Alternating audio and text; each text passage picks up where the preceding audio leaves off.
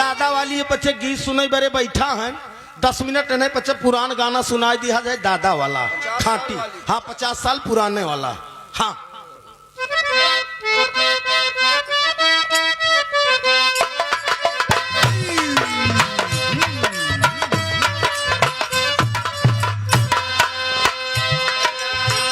जनवरी जाड़ा जोर लुगाई लो गए और के पर न रजाई हमरे न लागई हाई बिन सजनवाना। अंग्रेजी का महीना है।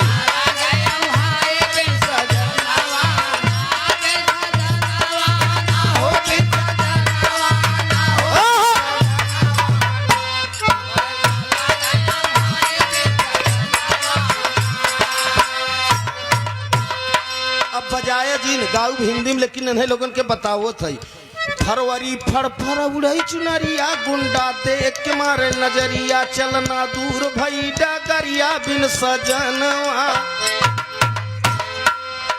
मार्च में फगुनी चलत बयार लोग गावई लगन मल्हार हम काला गई बहुत बेकार बिन सजनवा। अप्रैल सरसों गई पियराई घर में कमवा गवा जोराई बुढ़ऊ संगे खेत कटाई बिन सजनवा। 12 महीना का अंग्रेजी का लेकिन हिंदी के आप लोग सुन ध्यान दे पहले।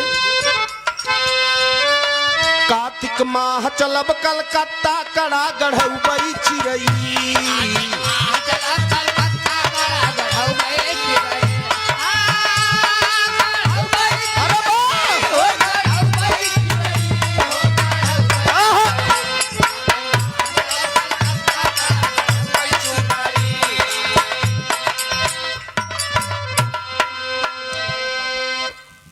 सेवा में श्रीमान हमारे कृष्ण कुमार यादव भैया खाखापुर की धरती से 51 रुपया का पुरस्कार के मालिक सुखी रखे सब भैया के नमस्ते प्रणाम बहा है।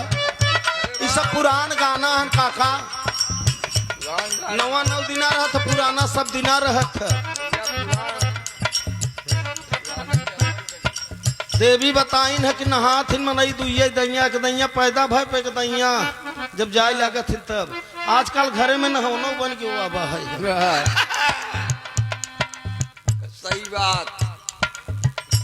समय बहुत परिवर्तन हो गया है। आवे वाले समय में देख ला गदेलन से पूछबा जुआ सैला तो न बताई पाई वो का जानी वाला बहुत पीछे चला गया। हर सिवर से पूछे लग बन न बताई पाई है ये न बात बताई है कहाँ चौभी कहाँ लागत है नगारा कहाँ वो बताऊ बन करी उनके सामने जब है नहीं बात कहाँ बताई हरैली कैठी छेद होता रहा उनका पता ही नहीं। बीच वाली या कि बगल वाली तो 3 अगली बिचली पछली के बगली करे माने यह नहीं जोते है 3 छेद होता ही रहा गली बिचली पछली आप एक छेदा जात रहा कमजोर हो। हाँ कोहिरा गढ़ अरे कह जिनकी सब कहाँ रह गया बाबा है।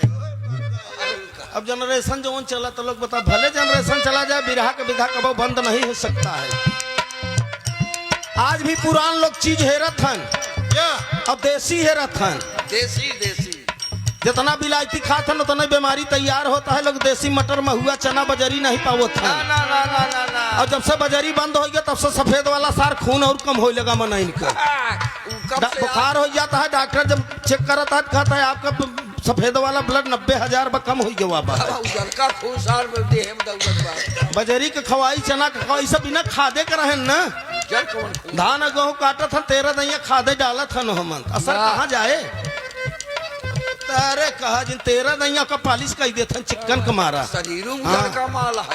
चावल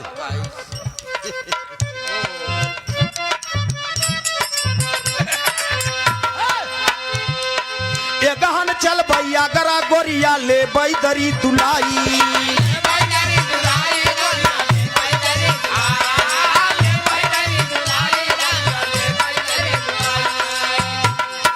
राह बाट में तान के सौ जहाँ लगाया वहाँ अब तक घुघरू खासेदार अब तक घुघरू नकासेदार तो है पहिरे बड़ी चिड़ई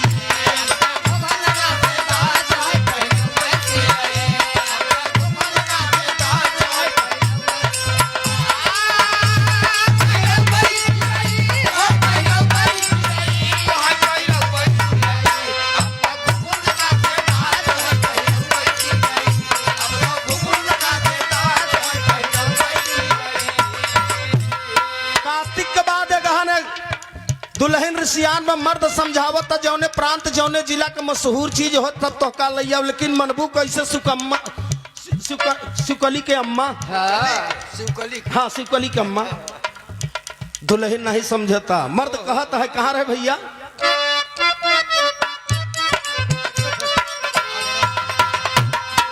पूछ चल पंजाब शहर जहाँ बसते मुगल पठान।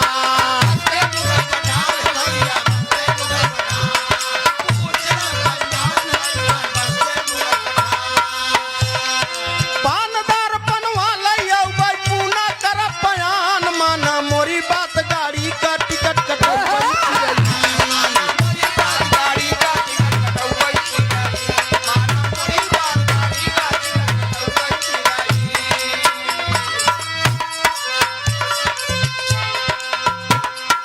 मथुरा चल माघ चल मथुरा वृंदावन चाभ पूरी मिठाई।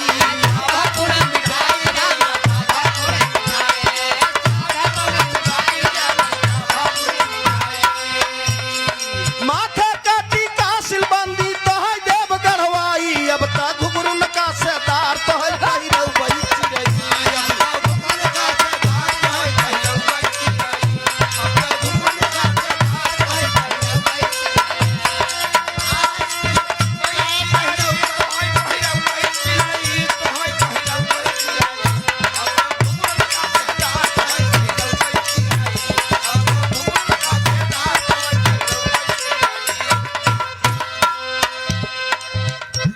बारे में लेटरी 20 साल के बाद रिटायर हो कि दिमाग के कमजोर हो गया।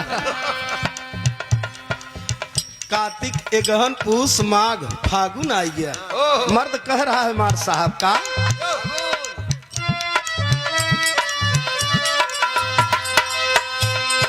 फागुन फैजाबाद फतेहपुर फटही तेरी चोली।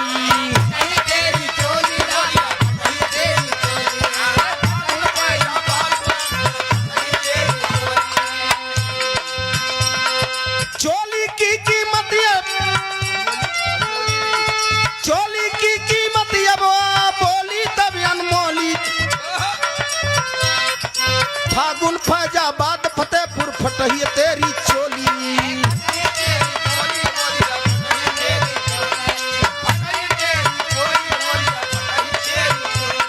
लाल पितंबर की चोली अब कीमत की अनमोली। बेली बेसर जियरा मार तो है लछवा वही चिरई।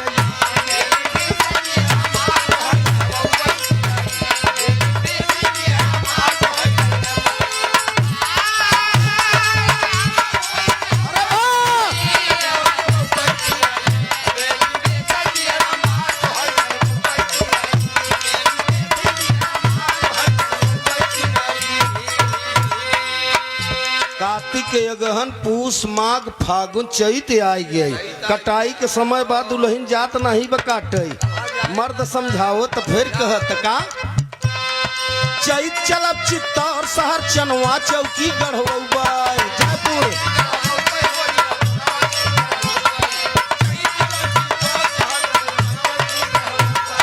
चटपट हो तैयार आगे लात लगौ भैया जब सवारी मोटर पर बैठौ बई चिरई।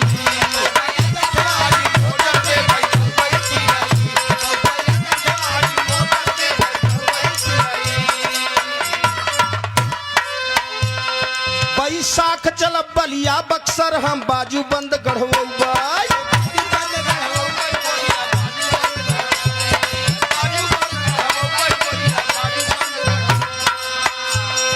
बहुत शौक जेवर का तोहरे सारा गहना हम बनवा है। बल्कि वर्धमान का तो का हवा खियई चिरई। वर्धमान जिला है कलकत्ता में।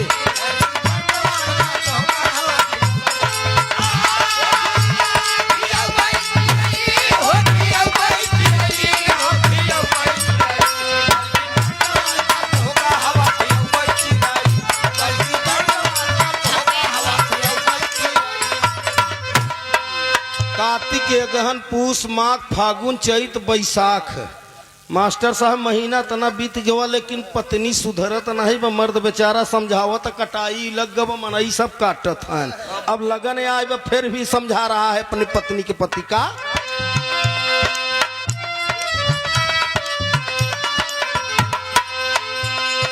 जेठ जौनपुर का जो सन लइयौ बैल हरेदार।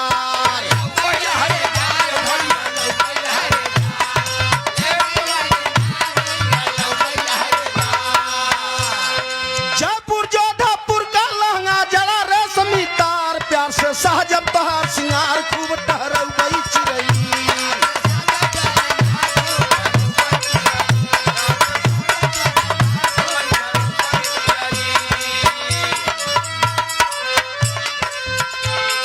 लगत ये साल है अलीगढ़ चलबई होई के हम दाबा।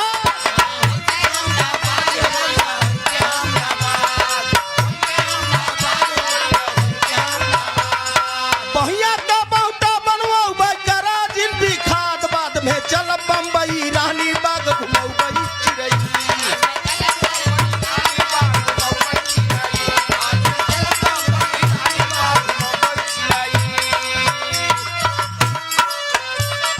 गते गते 7-8 महीना बीता चाहता 2-3 महीना बाकी बा है और समझ नहीं पावता है।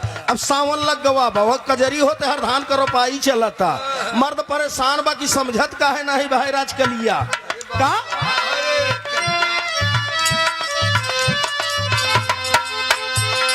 सावन चलब सहारनपुर साड़ी लइयौ बछीट।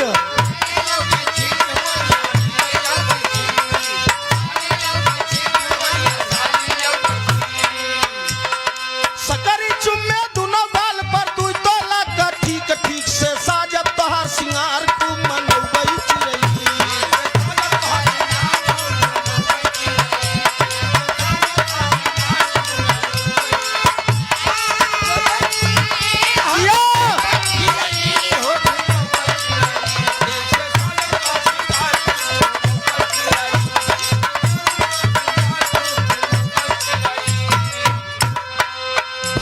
चलब भरतपुर होई के चल बैताल भोपाल।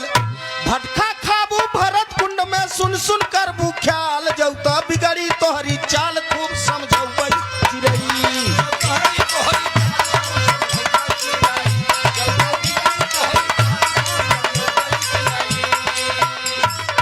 आखिरी महीना बचा बा मर्द समझा रहे। 12 मास का नौज का मेला कमर कई कर धनिया।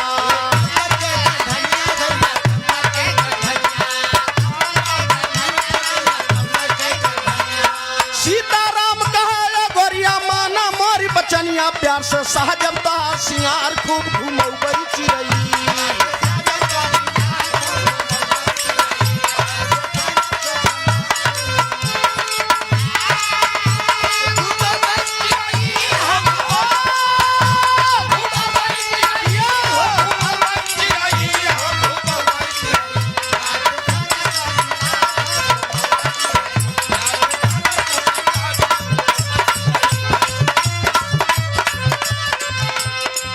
लाइन भजन बा है समाप्ति कोर बा है। कभी लिखल सुंदर भाव तनी पति और बड़ा देखी। आए दिननियरा मुसाफिर कहाँ जईबा।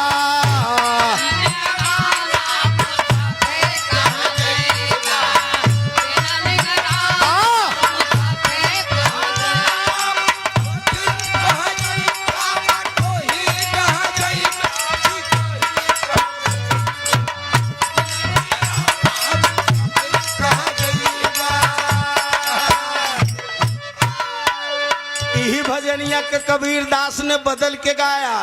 कहा भाई ले भरवा बोल मोरवा फूहर सोवत बा।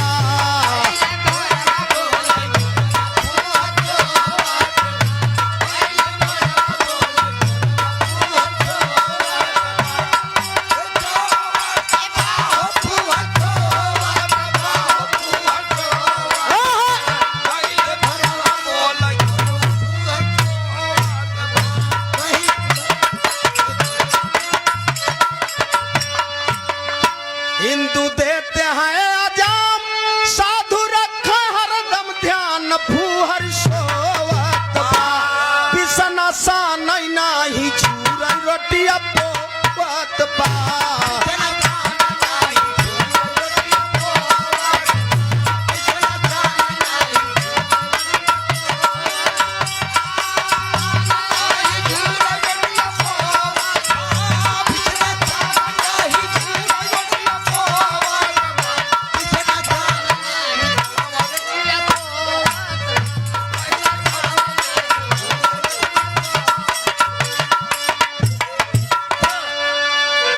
अच्छा हमारे विनोद बाबू को ओर से 51 रुपया का पुरस्कार। बाबू के नमस्ते प्रणाम बा। कहन ठी दादा वाली गाय दे। हाँ करतलिया बज जाए। बारे पहलवान बा क्या बात है। अरे भाई दादा अमर है नामी नहीं है अमर हो गया जेकर मरे के बाद चर्चा हो तो वो अमर मनैया है यार।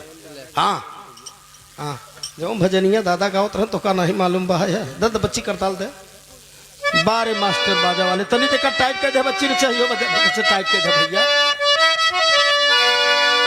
हाय कहाँ उड़ी चालू पंछी सवेरे सवेरे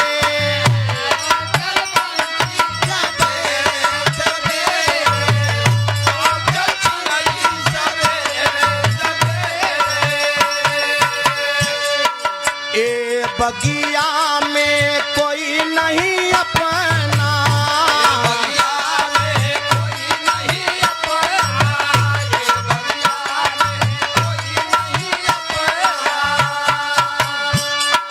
बगिया है करैन का सपना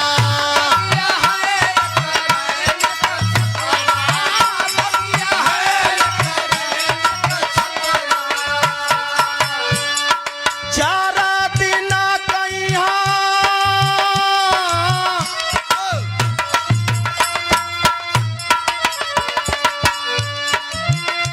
चारा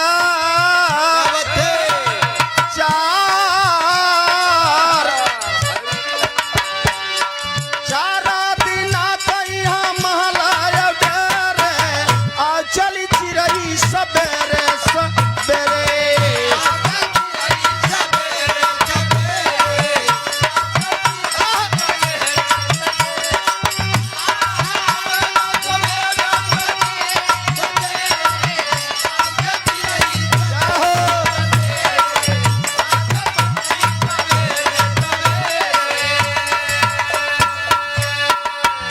भैया ये सांस कब तक चलत है जब तक आस बा। गोस्वामी तुलसीदास ने लिखा कि छित जल पावत गगन समीरा पंच रचित है अधम शरीरा। ये जिंदगी फिर मिलने वाला नहीं है। 84 लाख योनियों से भटकते भटकते जब अच्छा इंसान कर्म करत है तब एक धरती पर आवत है। अब अपने मुंह गंवाई दे के तो बातें अलग हो सकत है। लोग जानत है जान जान नर करे ठिठाई ये बूढ़ा जाए था न भाई जानत है जो चीज नुकसान का कहे का यार है धरती फेरिया हुआ कहे मजा ले लिया जना दिन मारी जावा जाए। हाँ मजा ले हाँ ऐसे एक जने हमारे पिछवा लगा उतरन परसुइया बरौद बजरिया के फटका बंद रहा रेलवे क्रॉसिंग रहा फटकी बंद रही। हम कहे दादा आगे जिन जा कहाँ जाए देता मरई देता। हम कहा मरई रहा तो लॉकडाउन वही मर गया होता कहे अब भर जियत है तू। अब यहाँ आए है घरे से घरे से झोरा लगी जाता है बाजार कर कथा मरई दे मरना तो तय है दोस्त जो आया सब जाएगा। कन्हैया जी गीता में उपदेश दे कि जो जन्मा है उसका मृत्यु अवश्य होगा जो जन्म नहीं लिया उसका मौत कभी हो नहीं सकता। लेकिन अभिमान मत करना ये माटी के शरीर एक दिन माटी में मिल जाए एकरे संगे कुछ जाए न। दो चीज बस स्वर्ग नरक दोनों ही बाहर मरे के बाद बुराई होगी ओकर नरक होगी जेकर बड़ाई होगी ओकर स्वर्ग होगी दोनों ही बा और कुछ नहीं है। कुछ केहू का चर्चा हो तक बहुत सुंदर मनाई बड़ा अच्छा मनाई सामाजिक मनाई रहना और बड़े जल्दी चला गए उसका स्वर्ग हो गया। कुछ लोग का चुप रहता मरी नहीं गवा गाँव हमारा सुखी होगी नहीं जब तक राहु झगड़ा लोर लगा होता रहा। दूसरी लाइन में कभी सुंदर भाव लिखे थे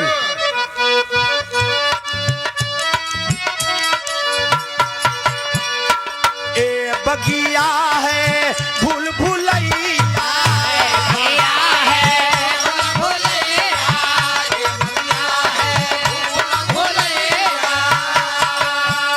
सूरज डूबत मिट्टी जात पर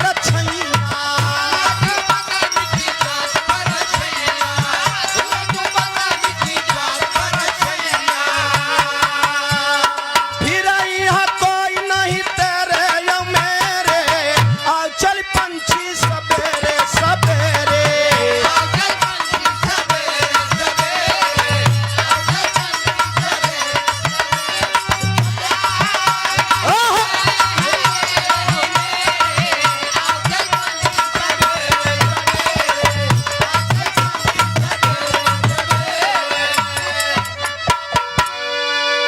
ए बगिया है भूल भुलैया, सूरज डूबत मिट जात पर छैया, फिर हिया कोई नहीं तेरे और मेरे।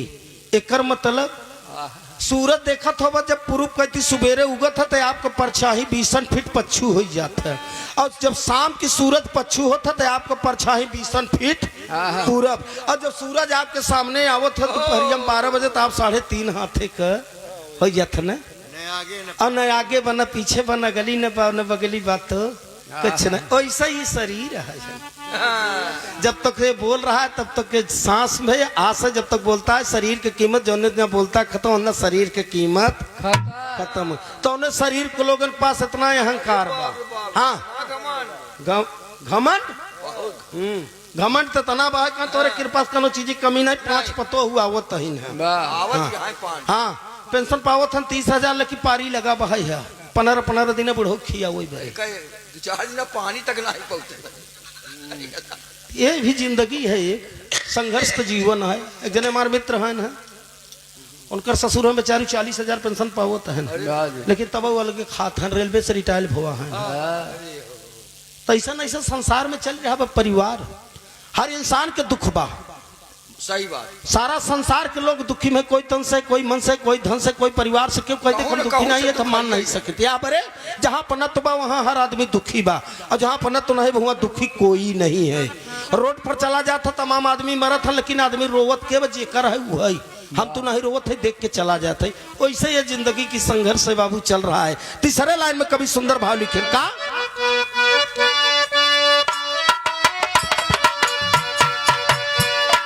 ए बगिया में लोभ समाना,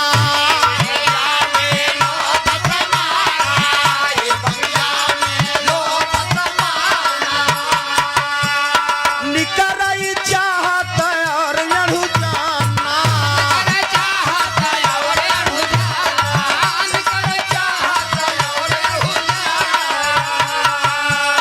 दुई मत दाई हा विपदा बगैरे, आ चल पंछी सवेरे सवेरे,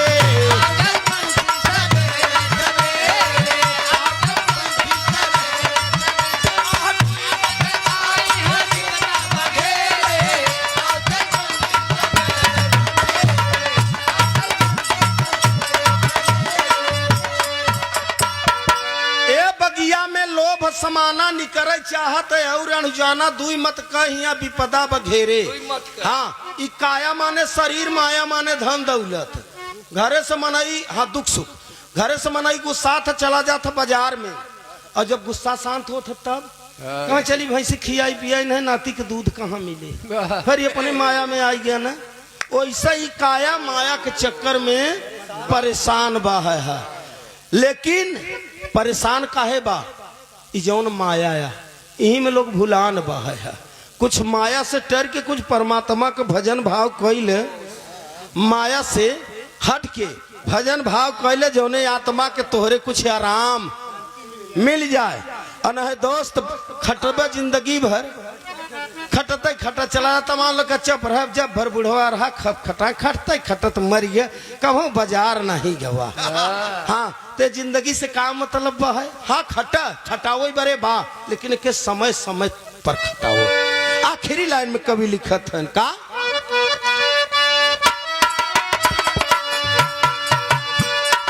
ए बगिया में सतगुरु जागा,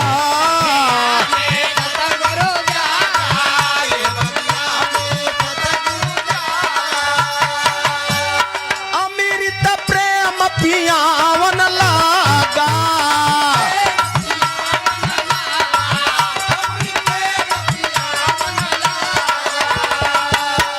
सांस सांस में राम नाम तेरे या मेरे, आ चल पंछी सवेरे सवेरे,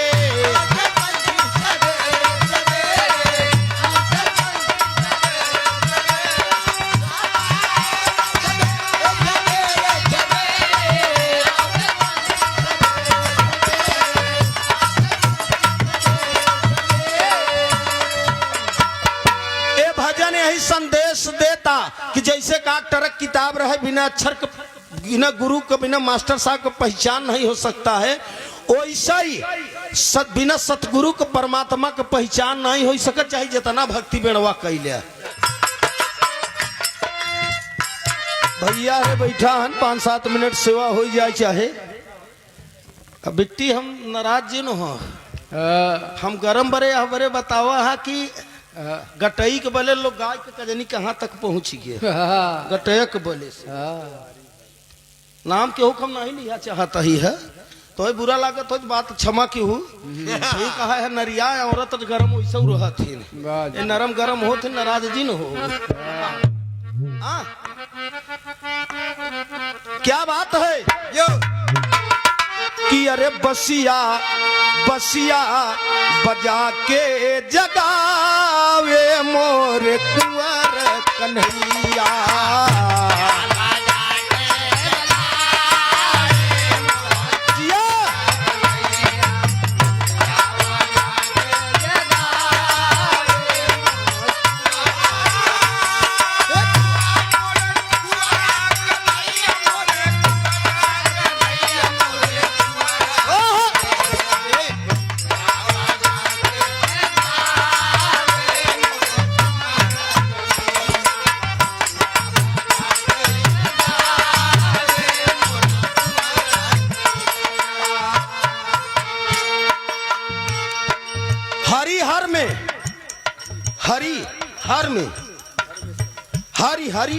हर में समाना। कन्हैया जी कहे हम सब है जौन अंधा बन के रहे। हाँ, हरि हर में समाना, हर व्यापक सर्वत्र समाना। कहीं मिलेगा कैसे, कहीं प्रेम से प्रकट हो तो मैं जाना। कहीं हम ही करुणा बंसा, हम ही जगनायक हैं, हम ही खंड खंड गणगोत्र रचन हम ही है, हम ही खोला कुंजी बंद के वार देखा हम ही है। कहाँ कह रहे हैं? कुरुक्षेत्र के मैदान में अर्जुन के जब ज्ञान देते रहे हैं, कहा अर्जुन कर्म क्षेत्र में आओ, कर्म करिए, फल का ठेकेदार आप नहीं हो। हम सब में है, हम आगे भी है, पीछे भी है, ऊपर भी है, नीचे भी है, आकाश में है, पाताल में है, हर जगह हम है। जहाँ देखबा हम है। लड़ा पहले लड़ाई कर, फल के ठेकेदारी तोहरे पास नहीं बा, हमारे पास बा। कभौ कभौ श्याम बनी गईल गोदनहारी,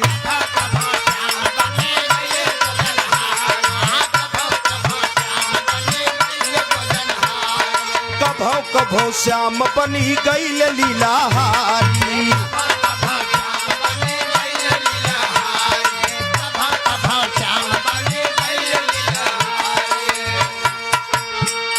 लीला तोहार सब गावे मोर कुंवर कन्हैया।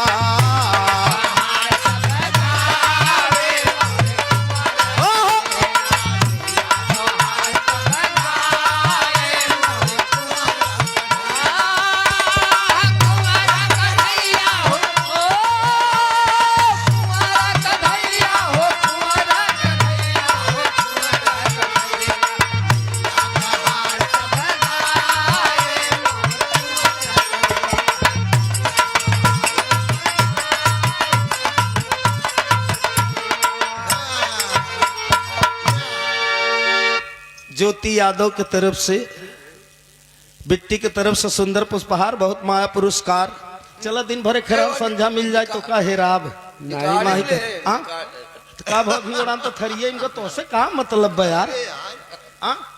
ये कोनो बात है का भैया हो गया ढेर जिन लिया करे हमारे लोगन को फोटो, बस ऐसे चल थे, बस जियत खात रहा जाए, प्रेम बना रहे, चाहे पैसा कौड़ी आवत रहे जात रहे, एक लालच न रखे चाहिए। रचौ एकर दादा बतान जब तक एकर कलर रहे तब तक एकर चलत रहे, जौने दिना ई फटिया वह दिना बट्टो पर चल लागत। लेकिन जौन प्रेम भाई अमर हो चाहिए बस। ए बिट्टी कोर से बहुत माँ पुरस्कार, अच्छा कलाकार है, मालिक सुखी रखे, परिवार सुखी रहे, शुभ आशीर्वाद बह, सुंदर पुष्पहार। कई 100 रुपए से आप सम्मान किए, पूरे पार्टी को नमस्ते प्रणाम बहा है। भक्ति के भाव में कन्हैया जी कहे हम सब में है, खुदा हाजिर नाजिर है, सर्वत्र बाह है। और जब सर्वत्र बाह तो लड़ाई कौन जगह के बाह है, कुछ नहीं, पहचान चाहिए बस। और जहाँ पहचान है वहाँ लड़ाई आज भी होता है। जे जानता है वही जनाता है, और जाना तुम्हें हो जाए। आन्हर अनहरे से रास्ता पूछे तू न बताए, जे देखा था उही बताई सकत है। दूसरे लाइन में सुंदर भाव अमन्ना का,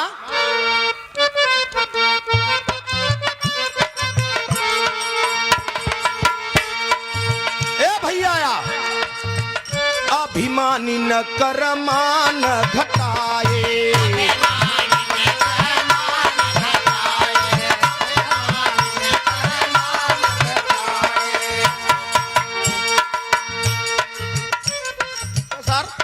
नगाड़ा बाजा नहीं वैसे बजे तो तोहर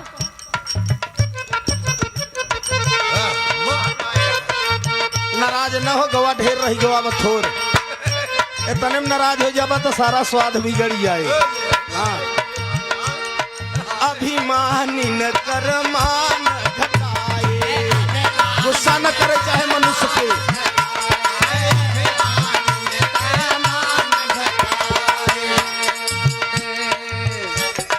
हम तोहरी पछा कि नहीं गुस्सा लगी तब जगह गाना गावत रहे, सज्जन बेचारा पिए हुए रहा, बीड़ी धराई चला जात रहा, दादा कमरे नाम लग कह फलनवा के नाथ गावत अब का करी, मंच पर सुतर सोसे झगड़ा कैली।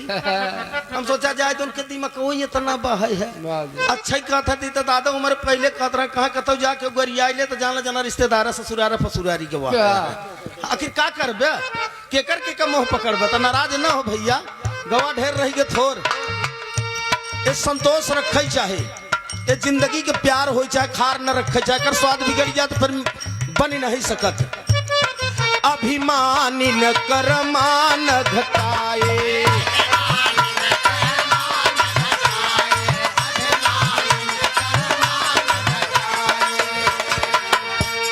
दो पर सुता का चीर बढ़ाए,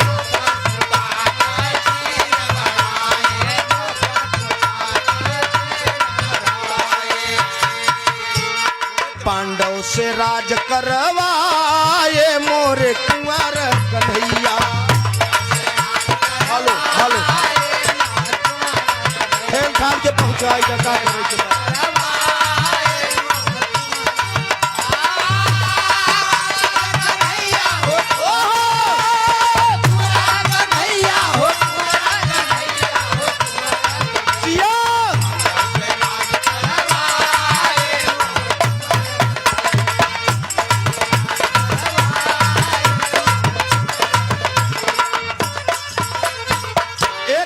कहना बा, झुलुआ झुलाए सबके लाग जब सवनवा,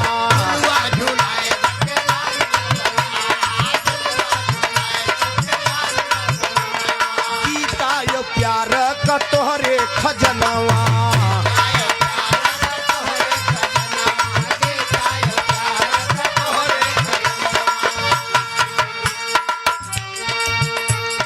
नखऊ पर गिर के उठाए मोरे कुंवर कन्हैया,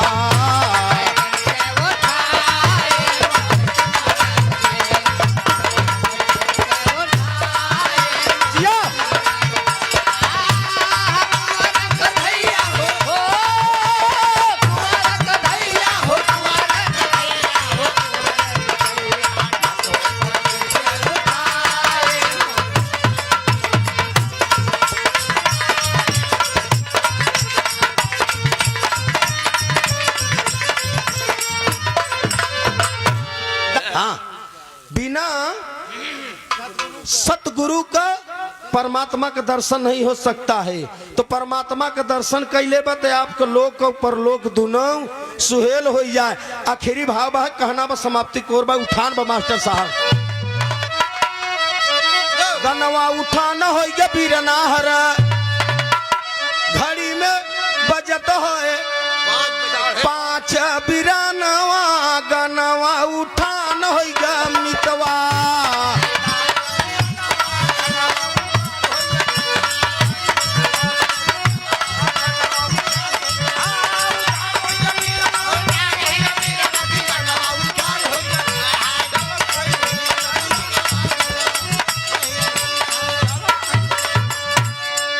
सब भैयन के लागी चरणवा, गलती का माफ कर हमारे बिरनवा की गनवा उठाना हो गया मितवा, बार बार धरी था चरणवा गन